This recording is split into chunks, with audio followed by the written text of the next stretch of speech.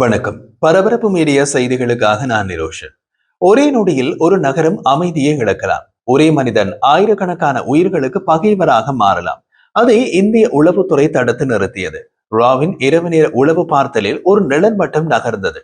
பெயரும் இல்லை, முகமும் இல்லை, தடயமும் இல்லை. ஆனால் ஒரு குறியாக்கப்பட்ட சிக்னல், ஒரு வாக்கியம் எல்லாவற்றையும் மாற்றி வைத்தது. Proceed with alternative. இந்திய தலைநகரை குறிவைத்து பாகிஸ்தான் தரப்பின் முயற்சியை முறியடித்த கதையின் இரண்டாம் இறுதி பாகம் இது. இந்தியாவை செங்கோட்டையில் அதிர வைத்து அந்த வெள்ளை i20 ஒரு கார் அல்ல, ஒரு ரகசிய ஆபரேஷனின் முடிவு கட்டம். 17 பாதைகள், 2900 கிலோ குண்டுகள், ஒரு மருத்துவர், பாகிஸ்தான் ராணுவ தரத்தில் பயிற்சி பெற்ற நிழல் ஊனாய், எல்லைக்கு வெளியே இருந்து இன்விசிபிலிட்டி செய்யப்பட்ட ஹேண்ட்லர் ஒரு கட்டளை அனுப்பினார். டெல்லி நகரம் அடுத்த 60 நிமிடங்களில் இருளில் மூழ்க வேண்டி இருந்தது. அதை இந்திய உளவுத்துறைகள் எப்படி தடுத்து நிறுத்தின இந்த காணொளியில் பார்க்க போகின்றோம். கடந்த பாகத்தை நீங்கள் தவறவிட்டு அதை நீங்கள் பார்க்க விரும்பினால் அதற்கான இணைப்பு இந்த காணொளியின் பின்னூட்டமிடும் பகுதியில் கொடுக்கப்பட்டுள்ளது. இதோ இரண்டாம் பாகத்துக்குள் போகலாம்.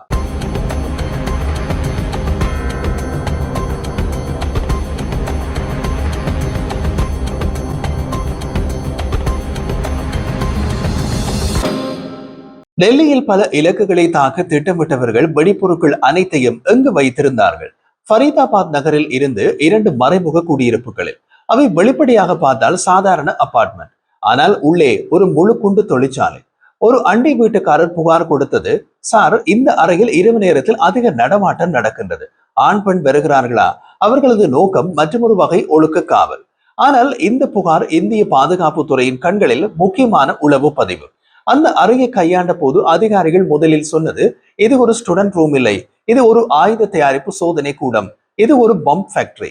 அங்கு கிடைத்த பொருட்களின் பட்டியலை பார்த்த போது அமோனியம் நைட்ரேட், சல்பர், உரமாற்று கலவைகள், மின்னணு சுற்றுகள், பொருத்தப்பட்ட டைமர்கள், மாற்றியமைக்கப்பட்ட செல்போன்கள், ரசாயன பவுடர்கள், இவை அனைத்தும் சேர்த்து 2900 கிலோ. ஒரு வெடிப்பு பொருட்கூட 20 தொடக்கம் 30 கிலோ இருந்தாலே பெரிய வெடிப்பு. 2900 கிலோ என்றால் ஒரு முழு மெட்ரோ பாதையின் அழிவு, ஒரு சந்தை பகுதி முற்றிலும் சிதைப்பு, ரயில் நிலையங்கள் மற்றும் பேருந்து நிலையங்களில் பேரழிவு. இந்திய பாதுகாப்புத்துறை இதை கண்டுபிடிக்காமல் இருந்திருந்தால் 2025 டிசம்பர் 6 அன்று டெல்லியில் நடந்திருக்க வேண்டியது. ஒரே நாள் 6 தொடக்கம் 7 தாக்குதல்கள், ஒரே நேரத்தில் வெடிப்புகள், 300 தொடக்கம் 400 பேர் உடனடியாகவே உயிரிழப்பு. இந்திய பாகிஸ்தான் உறவு நேரடியாக போர்மட்ட அளவில் மாறியிருக்கும். இத்தனை பெரிய தாக்குதல் இந்திய பாதுகாப்பு அமைப்புகளால் ஒரு குடியிருப்பாளரின் புகார் மூலமாக தடுக்கப்பட்டது என்பது நம்ப முடியாது. ஆனால் அதுதான் உண்மை. இதற்கு பிறகு தொடங்கியது பல ஏஜென்சி அதிரடி. ஐபி, ராணுவ உளவுத்துறை, என்ஐஏ, டெல்லி போலீசின் சிறப்பு அதிரடிப்படை, இவை அனைத்துமே ஒரே ஒரு மையத்தில் இணைக்கப்பட்டன. இதனை எம்ஏசி மல்டி ஏஜென்சி சென்டர் என்று அழைக்கின்றார்கள். எம்ஏசி குழுவால் சேகரிக்கப்பட்டவை எல்லை கண்காணிப்பு தரவுகள், உளவுத்துறைக்கான விரல் ரேகை தரவுகள், என்சிஆர் பகுதிகளில் நடக்கும் சந்தேகமான பயணங்களை ட்ராக் செய்து டிஜிட்டல் ட்ரையல், வெடிப்பொருட்கள் வாங்கும் பேட்டர்ன், மொபைல் ட்ரையாங்குலேஷன், ஆளற்ற விமான உளவு பார்த்தல், உள்ளூர் தகவல் கொடுப்போர் கூறிய தகவல்கள். இந்த நடவடிக்கை முழுக்க ராணுவ தரம். ஃபரீதாபாத் டெல்லி இடையே உள்ள வழித்தடம் எளிதானது. அங்கு குடியிருப்பு விலை குறைவு, கண்காணிப்பு இல்லாத பகுதிகள் அதிகம். டெல்லியை அடைய 20 தொடக்கம் 25 நிமிடம். இந்த இடத்தை எதிரிகள் பேஸ் லொகேஷனாக பயன்படுத்துவது இயல்பானது. உமர் தனது ரகசிய ஆய்வகத்திலிருந்து செங்கோட்டை அடைய எடுத்த நேரம் 22 நிமிடம். இதனை அவர் 17 முறை பரிசோதித்து பார்த்துள்ளார். இந்த விவரம் கிடைத்த போது நிபுணர்கள் கூறியது, இது ஒரு முழுநிலை தாக்குதல் திட்டமிடல். இது ஒரு பெரிய போர் தொடங்கும் முன் நடக்கும் பைலட் ஆபரேஷன் போன்றது. இந்த பரிமாணம் தான் இந்த வழக்கை இந்திய வரலாற்றில் தனித்துவமாக நிற்க செய்கின்றது. செங்கோட்டை வெடிப்பின் பின்னால் இருந்து வலையமைப்பை இந்திய பாதுகாப்புத்துறை ஒன்றொன்றாக திறந்து காட்டிக் கொண்டே இருந்தது. ஆனால் அந்த வலையமைப்பின் ஆழத்தை உணர்ந்தது அவர்கள் திடீரென்று எதிர்கொண்ட ஒரு புதிய தகவலின் மூலம்.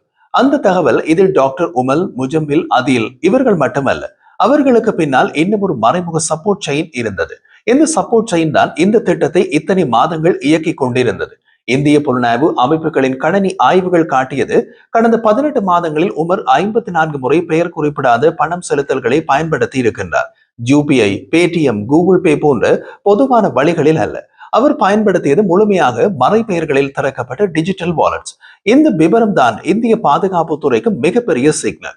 இது ஒரு சாதாரண தீவிரவாதி தந்திரம் அல்ல, இது ஒரு தொழில்முறை நரம்பு. இது ஒரு முழுமையான கோவர்ட் ஆபரேஷன். இந்த கோவர்ட் ஆபரேஷனில் பங்கேற்றிருந்த இன்னும் ஒரு மறைமுக முகம் ஹாபிஸ் இஸ்தியாக். அவர் பற்றி ஆரம்பத்தில் எந்த தகவலும் கிடைக்கவில்லை. ஆனால் அவருடைய ஒரு சிறிய தவறு உளவுத்துறையின் கண்களில் சிக்கியது. ஒரு டெலிவரி ஆப்பில் அவர் பயன்படுத்திய ஆர்டர் ஹிஸ்டரி அது வரும் 15 நிமிடங்கள் ஓபன் ஆகி இருந்தது. ஆனால் அது போதுமானது. அதில் அவர் வைத்த ஃபுட் ஆர்டர் ஃபரீதாபாத் நகரத்தில் ஒரு குறிப்பிட்ட தெருவில் இருந்தது.